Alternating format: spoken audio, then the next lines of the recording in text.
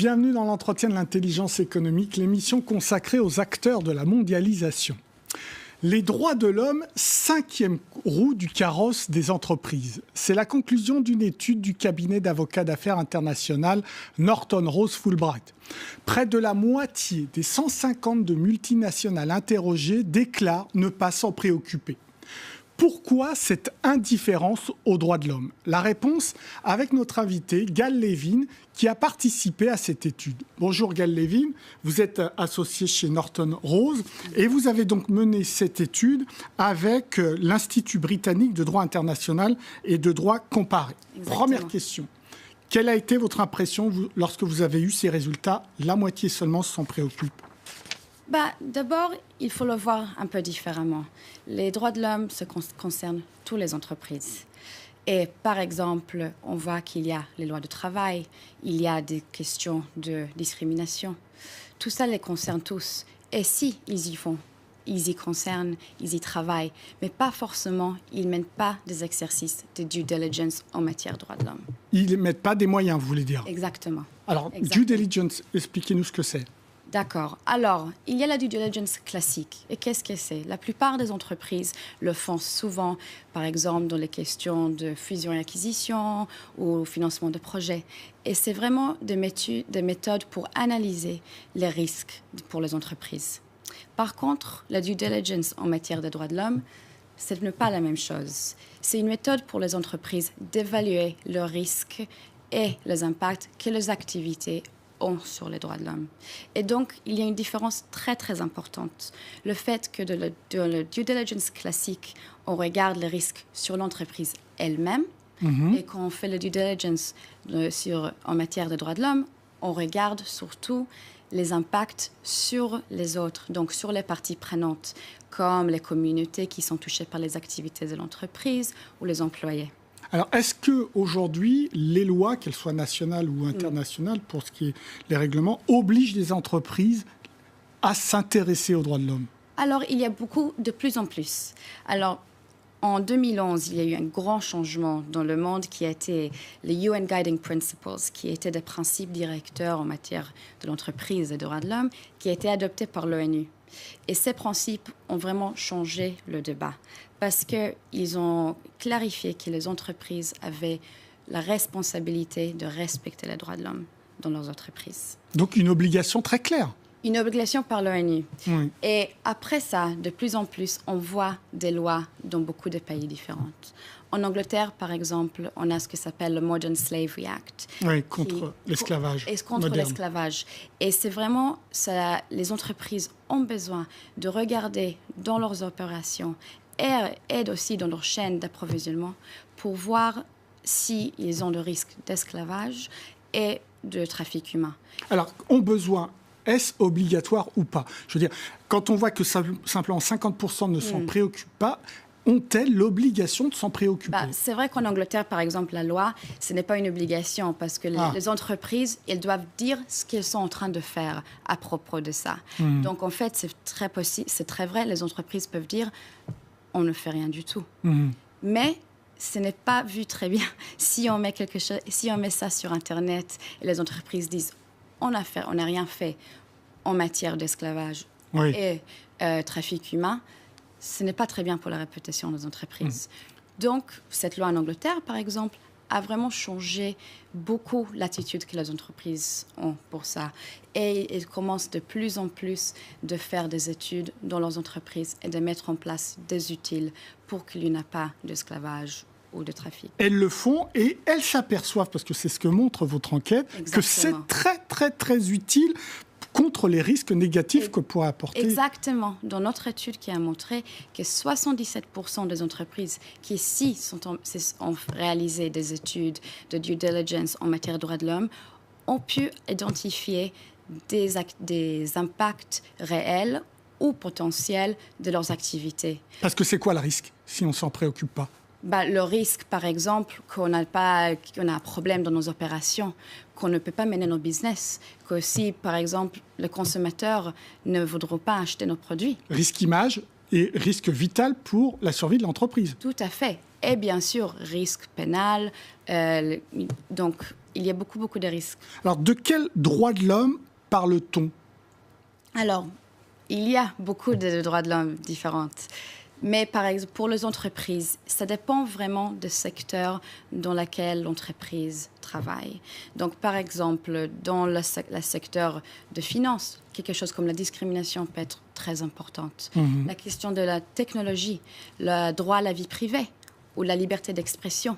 Ce sont des droits qui sont mis vraiment en évidence dans les dernières années. Par exemple, dans le secteur des miniers ou les entreprises d'énergie. Ce qui est très important, c'est l'impact de nos opérations sur les communautés dans lesquelles on travaille.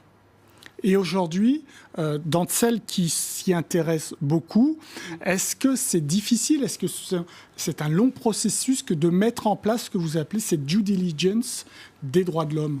Ça dépend de l'entreprise, de ses opérations, de où dans le monde il travaille. Mais ce que montre notre recherche, c'est que vraiment, c'est mieux de le faire que ne pas le faire. Et donc, il faut prendre du temps d'y penser, de réfléchir et d'analyser les risques que les entreprises. Alors, un exemple comme ce qui est arrivé récemment à l'entreprise Lafarge, qui a continué ses activités en Syrie. Si, d'après vous, il y avait une vraie due diligence, est-ce que ce cas aurait été possible? C'est-à-dire qu'elle a continué à travailler en Syrie avec les risques potentiels d'être reliée à une entreprise terroriste, Daesh. Tout cas est différent. Je ne sais pas si, par exemple, ils ont fait de la due diligence au nom de ces cas. Ce qu'on sait, c'est aussi un des problèmes qu'ont les entreprises, c'est que la qualité d'information qu'elles ont n'est pas aussi bonne dans des endroits que de l'autre. Et donc, dans ce cas spécifique, je ne connais pas les circonstances, mais c'est possible, c'est très difficile pour les entreprises de travailler, de regarder, de comprendre dans les pays différents. Par exemple, en Syrie, je suppose, c'est très difficile. Et donc, la qualité d'information est un des facteurs qui est difficile pour les entreprises. Et justement, dans cette chaîne de la due diligence, elle part en effet du salarié lambda et remonte dans les états-majors des entreprises. Et c'est grâce à cette chaîne qu'on peut identifier des risques potentiels. Tout à fait. On peut identifier à cause de chaînes, avec les gens avec qui on travaille. On peut utiliser des experts pour nous aider, pour identifier ce problème. Alors, l'année dernière, à Davos, il y a une étude qui est sortie disant que la deuxième préoccupation des grands chefs d'entreprise était la géopolitique. Est-ce qu'à travers aussi votre étude, ce n'est pas la géopolitique qui revient dans le champ de l'économie et du business?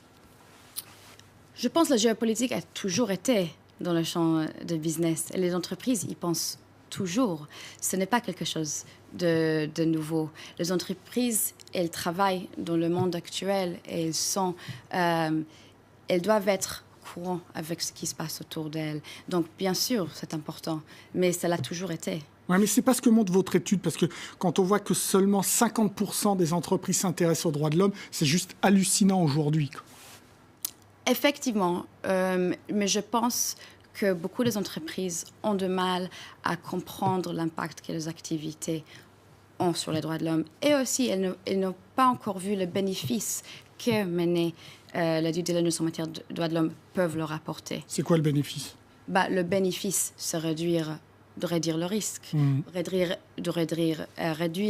le risque des impacts négatifs, de préserver sa réputation, de réduire la possibilité des actions pénales ou financières. Aussi, c'est possible qu'on pourrait avoir de bénéfices ou dans la concurrence avec les autres. Et beaucoup d'entreprises, de plus en plus, essayent de mener une politique d'éthique dans leurs entreprises. Est-ce qu'on parle uniquement des grandes multinationales ou est-ce que c'est applicable aussi aux PME, PMI qui exportent? C'est applicable à tous, donc pas du tout juste aux multinationals. Effectivement, une entreprise qui est plus petite, il n'y a pas beaucoup d'employés, cette entreprise sera intéressée par le fait que de traiter les hommes et les femmes de la même façon, sera intéressée par le fait qu'il ne faut pas discriminer entre les races ou avec l'orientation sexuelle. Et donc, le droit de l'homme a un impact pour tous. Gaël Lévin, ça coûte cher de mettre en place cette due diligence des droits de l'homme? Ça dépend de l'entreprise et des risques et des secteurs. Mais ce qu'on sait, c'est que si on ne fait pas le due diligence en matière de droits de l'homme, on aura des risques très C'est essentiellement sévères. des coûts de formation? Ça pourrait être des coûts de formation, par exemple, pour que nos employés comprennent en vrai les risques et comment, par exemple, se comporter différemment peut-être.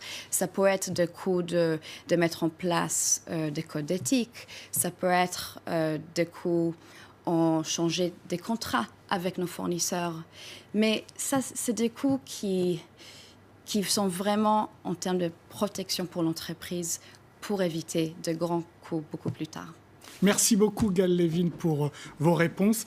L'émission est terminée, mais comme d'habitude, vous pouvez la retrouver sur france24.com. En attendant, restez avec nous car évidemment, l'information continue sur France 24. Au revoir.